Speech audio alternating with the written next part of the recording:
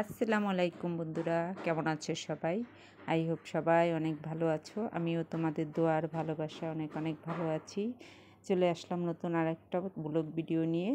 বিকেলবেলা থেকে ভিডিওটা শুরু করলাম। রাতের জন্য কি কি রান্না করি তাই থাকছে আজকের ভিডিওতে। যে যেখান থেকে আমার ভিডিওটা দেখছো সবাইকে অনেক অনেক শুভকামনা আর দোয়ার ভালোবাসা রইল। আর আমার ভিডিওতে যারা আজকে নতুন সবার কাছে রিকোয়েস্ট থাকবো, ভিডিওটা দেখো, ভিডিওটার কোথাও যদি ভালো লাগে প্লিজ আমার চ্যানেলটাকে সাবস্ক্রাইব করে বেল বাটনটা অন করে দাও। আর ইতিপূর্বে যারা করেছো সবাইকে অনেক অনেক শুভকামনা আর দোয়া রইল। তো সব মশলা দিয়ে দিলাম, আলু পেঁয়াজ কাঁচামরিচ সব দিয়ে হাতে মেখে নিয়েছি, তোমরা তো দেখতে পেয়েছো।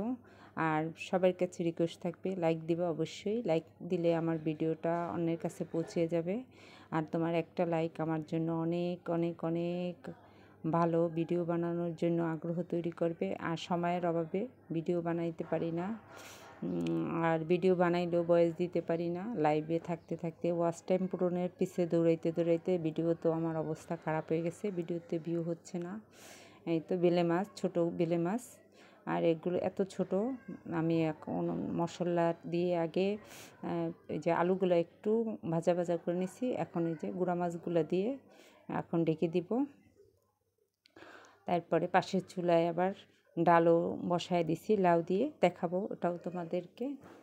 আর শরীরটা বেশি ভালো না, অনেকের লাইভে মাঝে মাঝে আমি যেতে পারি না, আমি নিজেও লাইভ করতে পারি না, কারণ মোবাইলের দিকে তাকিয়ে থাকার কারণে আমার চোখে অনেকটা সমস্যা দেখা দিয়েছিল। অনেক আগে একবার দেখা দিয়েছিল, ডাক্তার দেখাইছি, তারপর মোটামুটি ঠিক ছিলাম। এখন আবার শুরু হয়ে গেছে, ডান পাশের চোখে ব্যথা করে, আর চোখের থেকে মাথা ব্যথা করে, ঘাড়ের মধ্যে ব্যথা করে, আর মাথা ঘুরতে থাকে। আর তোমরা তো জানো আমার শরীর ভালো থাকে না, বেশিরভাগ সময় অসুস্থ থাকি। আর আমার এই অসুস্থতা কত বছর থাকবে তার ঠিক নেই, হয়তো বা যতদিন বাঁচি ততদিনই থাকবে। তোমরা আমার জন্য দোয়া করো। ডালটা হয়ে গেছে আমার, এখন আমি একটা স্টিলের ডেকচিতে আমি পেঁয়াজটা ভেজে নিতেছি।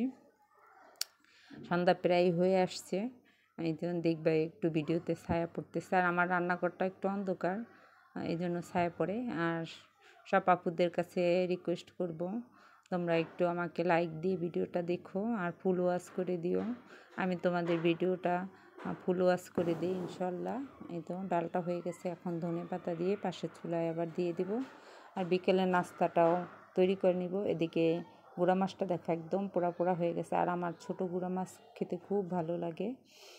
বাচ্চারা কিন্তু গুঁড়া মাছ একদমই পছন্দ করে না।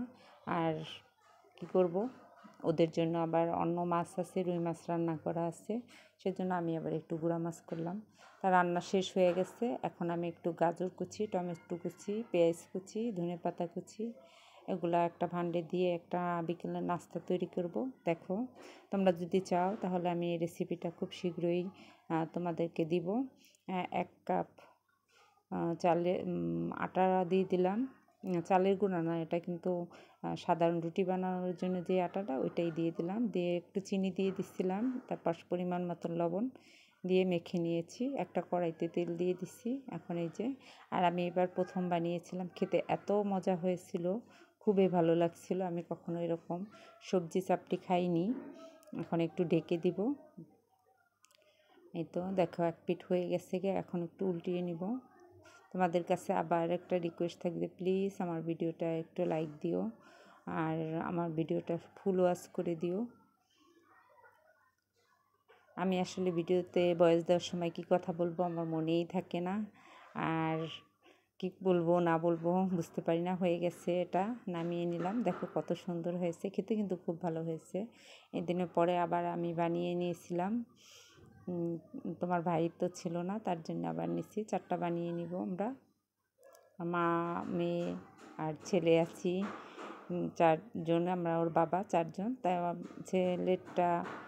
ছেলে খাইছে, আর ওর বাবার লেগে রাখছি, ওটা মেয়ে খেয়ে নিয়েছে, মজা হয়েছে। এই তো আজকের ভিডিওটা এই পর্যন্তই। সবাই ভালো থেকো, সুস্থ থেকো, নিরাপদে থেকো, এই দোয়াই করি। আল্লাহ হাফেজ, আসসালামু আলাইকুম।